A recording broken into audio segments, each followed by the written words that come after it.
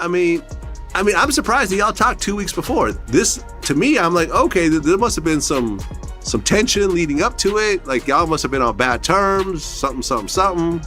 One last question. If he were to call you up and say, yo, let's work it out, would you do it? I don't want to talk to that nigga. Okay. Yeah, I don't want to talk to that nigga, like, you know. Yo, what's poppin', fam? It's your boy back again with another one. Today we're about to get deep into some Louisiana street politics that's really gonna mess with your head. No cap. Y'all remember when NBA YoungBoy dropped that track called NUSSY and the whole state of Louisiana lost its mind? Yeah, let me walk y'all through it. This story ain't just about a song. This goes way deeper. Years of tension, murder allegations, and two legends from the same city who went from close ties to straight up enemies fast. When YB mentioned Nussie on that record, it wasn't just a random shout-out. He was ripping open old scars that Boosie thought were buried for good. We talking about a murder case that nearly put Boosie on death row, a street legend who was executed, and how Baton Rouge been split ever since. This type underscore really flips everything upside down. Gang, to really understand how things reached to this point, we gotta rewind all the way back. NBA YoungBoy and Boosie both come straight out of Baton Rouge, Louisiana, but their connection is way more complicated than most people realize. Baton Rouge ain't a huge city, probably, around 220,000 people, so when two major stars rise out of the same place,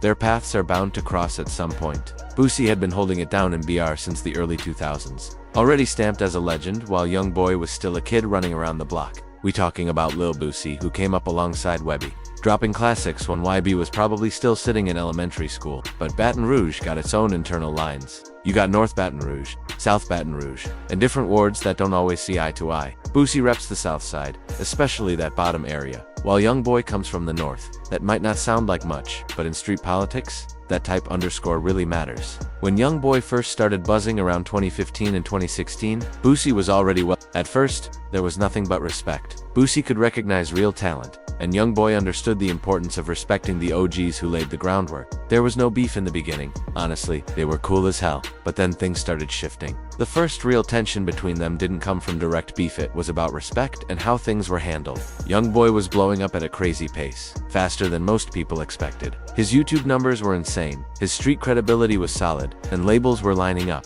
But with that rapid success came a certain attitude, and some felt he wasn't giving proper respect to the legends before him. Boosie started feeling some type of way when YB wasn't clearing songs or showing that Louisiana loved the way he thought he should. In one interview, Boosie spoke on it directly. I jumped on that and cleared all that from, all the artists. I underscore with freedom.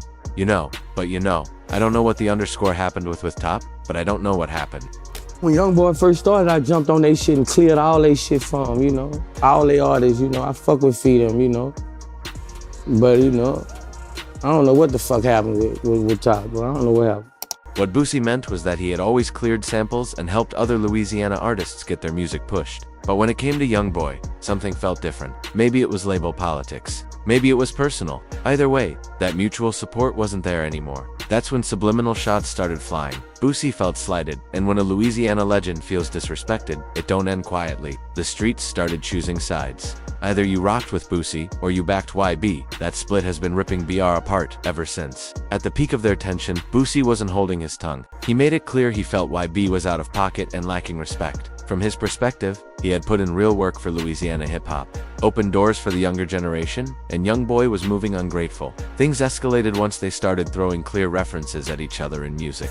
YoungBoy would drop bars fans took as shots at Boosie, and Boosie would fire back with his own Fans loved the drama, but the streets felt the divide. Boosie was basically saying YB needed to know his role and respect the OGs who paved the way. He felt the young dude was moving reckless and needed a reality check. Then something happened that nobody expected. They actually put the beef on pause for a moment. We talking about a legendary phone call with Kevin Gates, Frito Bang Boosie, and NBA YoungBoy, all on the same line? This wasn't just a normal convo, this was Louisiana royalty trying to dead the drama. Boosie talked about it during his interview with Real Emotion. Oh, they underscore my head up. Man, I was getting on that wide beat. Gates popped up on that underscore me, and Frito popped up on that underscore. This call came right after. Boosie took a plea deal in his federal case and was going through it heavy family stress. Legal pressure, the possibility of prison, all of that. That call meant everything to him during one of the darkest moments of his life. He said, I needed that phone call, and once go to work and I ain't never been the type to I ain't going to lie, but sent me some weed stepping for a hot minute. For a second, it really looked like Louisiana was about to come back together. Boosie even talked about doing a full tape with YoungBoy. Fans were hyped. The streets felt good, and it seemed like the beef was finally over. Kevin Gates likely played a major role in making that call happen. He's always been known as the peacemaker, trying to keep Louisiana unified. Fredo Bang had his reasons too, since he's Boosie's cousin and wanted to see peace. Here's something a lot of people don't talk about enough. Boosie's son Tootie Raw is a huge NBA YoungBoy fan. No cap, that kid really bumps YB heavy. That probably influenced Boosie wanting to end the beef. Imagine being Boosie and your own son asking, "Dad, why are you beefing with my favorite rapper?" That type underscore hits different when family involved. Tootie Raw was likely in his dad's ear about squashing it, and Boosie, being the father he is, listened. Tootie Raw represents the new generation of Louisiana fans who don't want to see legends beef. They just want good music and unity. Seeing his own son rock with YB probably helped Boosie realize the beef was bigger than just the two of them. It was impacting the whole culture. Let me keep it real with y'all. Boosie knows better than to really go to war with NBA YoungBoy. And it ain't about fear, it's about being smart. YB carries a different kind of energy, and the streets recognize it. His reputation comes from real experiences, shootouts, arrests, people around him losing their lives. His music reflects that truth, and that's why the streets respect it. When Y raps about violence, it's not entertainment, it's his reality. Boosie has dealt with enough legal trouble to understand that beefing with someone really on that type underscore ain't worth it. He beat a murder case, survived federal pressure, and built a legit empire. Why risk all that over rap drama? Plus, YB is younger, hungrier, and has less to lose. Boosie has kids, businesses, and a legacy to protect. Sometimes the smartest move is stepping back, and that's what Boosie has been doing. Age plays a role to Boosie in his 40s now, with wisdom and perspective, while YB still in his early 20s with that reckless youth energy. Boosie probably sees a younger version of himself in Y and doesn't want to watch him crash out over pointless beef. But don't get it twisted, Boosie ain't soft. He just knows when a battle ain't worth fighting, especially when both sides come from the same city and should be building together. Then, just when things seemed calm, NBA YoungBoy dropped a bomb nobody expected. He released a song called NUSSY, and the streets went insane. For those who don't know, Nessie was a well-known street figure from Baton Rouge, who was killed back in 2009.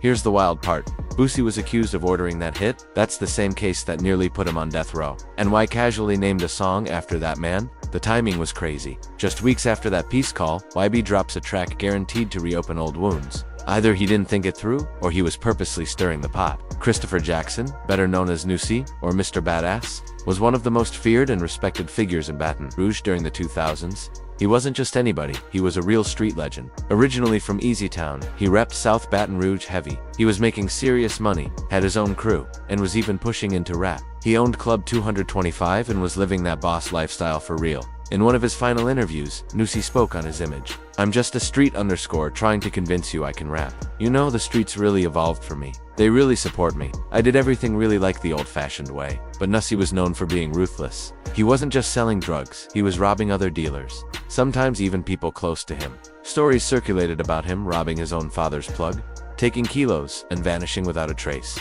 He also had beef with multiple people in Baton Rouge, including folks tied to Boosie's circle. Tension over territory, money, and respect, it was all there. On February 9th, 2009, everything changed. Nusi was shot and killed at his home on America Street in Baton Rouge. It was brutal, multiple shots to the head, execution style. The streets immediately started talking, and Boosie's name came up as the alleged mastermind. The feds built their case around a teenage shooter named Michael Marlowe Mike Louding, who they claimed was Boosie's muscle and carried out multiple hits, including Nussi's. Prosecutors, said Boosie, placed a $30,000 bounty on Nusi due to ongoing street conflict. They painted Boosie as a kingpin, using young killers to handle enemies, and the case was so serious he was facing the death penalty. Marlowe Mike initially cooperated and was set to testify, even rocking a tattoo that said Boosie with "Who's Next" under it. The prosecution thought it was a lock. Then everything fell apart. Marlowe Mike later took the stand and admitted he lied, saying Boosie never ordered the hits. Without that testimony, the case collapsed and Boosie beat the charges.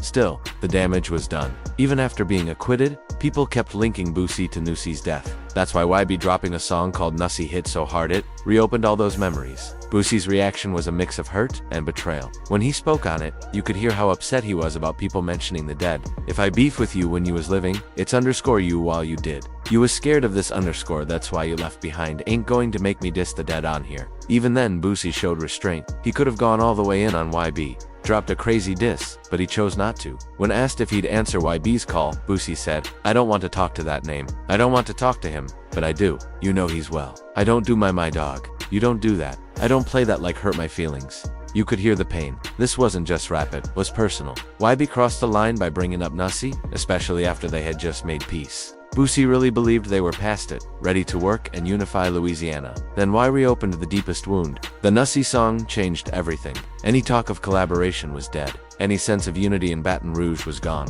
Old scars were reopened, and there was no turning back. This situation shows how messy street politics can get, especially when legends from the same city are involved. Boosie and NBA YoungBoy should be building together and showing the world what BR is really about. Instead, they're stuck in old pain and pride. And let's be real, this story probably isn't finished. YB is young and reckless with consequences. Boosie is a legend who won't tolerate disrespect, even if he's trying to stay mature. Feels like more chapters are coming. At the end of the day, both are Louisiana royalty, and there's room for both. But ego, pride, and street politics keep them clashing when they should be celebrating wins. Let me know what y'all think in the comments. Was YB wrong for dropping Nussie? Should Boosie have handled it differently? And do y'all think they'll ever really be cool again? Drop your thoughts. Subscribe for more real street politics breakdowns. And trust I'm going to keep giving y'all the truth, no matter how uncomfortable it gets.